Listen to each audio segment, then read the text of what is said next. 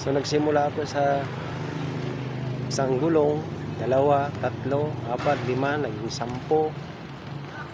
And then may nag-order na rin ng langis, kadena ng motor, gano'n. So yun, daily ang collection, 20-20, gano'n. And then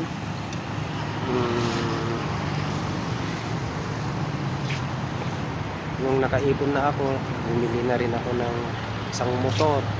Binagyan ko ng sidecar, and then pina-boundary hulog ko, o rent to own. After 3 years, yung namamasada na ang may-ari doon, kaya lang sa kanya lahat ang maintenance, permit, and then lahat na sa kanya. Siya bahala siya, basta mag-boundary siya ng 120 daily hanggang 3 years sa kanya na yung motor na yon.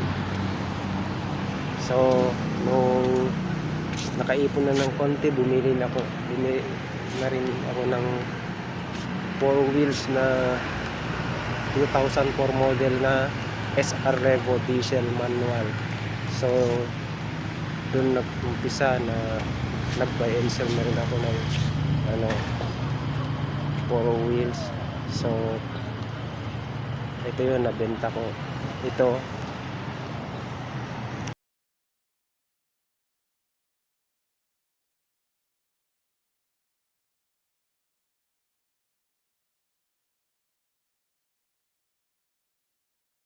So nung nabenta ko na yung Revo, bumili ako ng Grand Starex 2008 model, Matic. So pang pamilya ito, malaki. So nabenta ko na rin yun. Ito yun.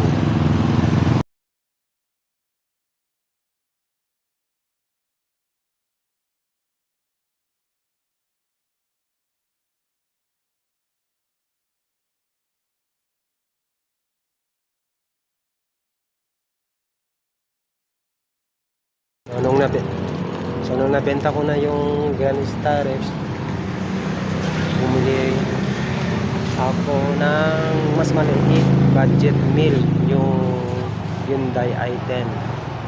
Sobrang tipid naman to. Grabe, parang naka-NMAX ka lang sa konsumo ng gasolina. So ito yun.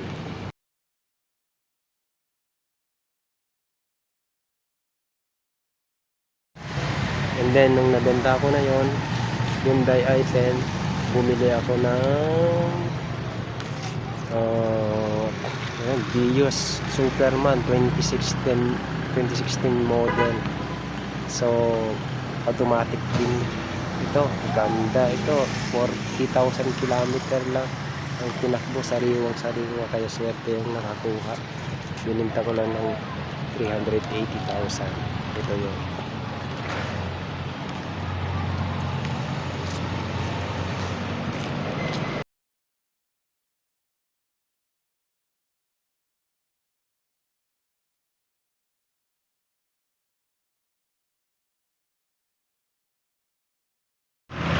So nabenta ko na yung Vios, bumili ako ng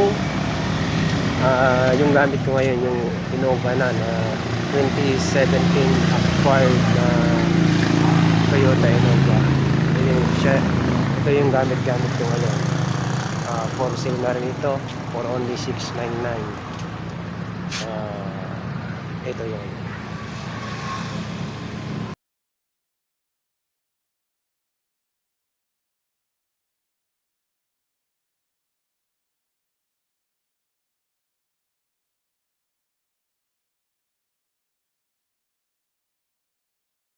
So tuloy-tuloy pa rin yung rent-to-own business ko na motorcycle, sidecar, boundary hulog, 120 daily. And then yung iba naman, spare parts ang kinukuha sa akin. Yung iba naman, hindi mo maiwasan, yung iba yung pera ang kinukuha nila para sa permit, and then para sa registration, gano'n ng kanilang mga motor. So yung mga iba, pera yung kinukuha nila.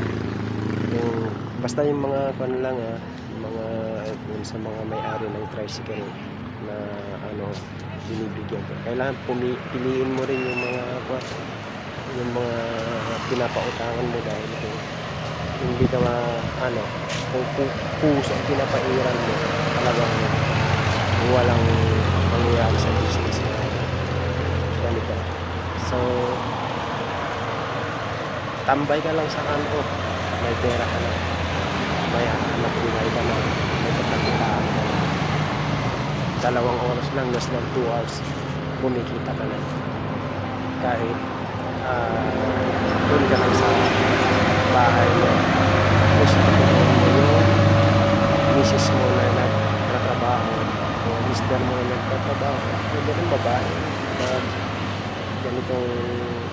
ganitong negosyo, ganitong hanap din. Pwede rin kahit babae.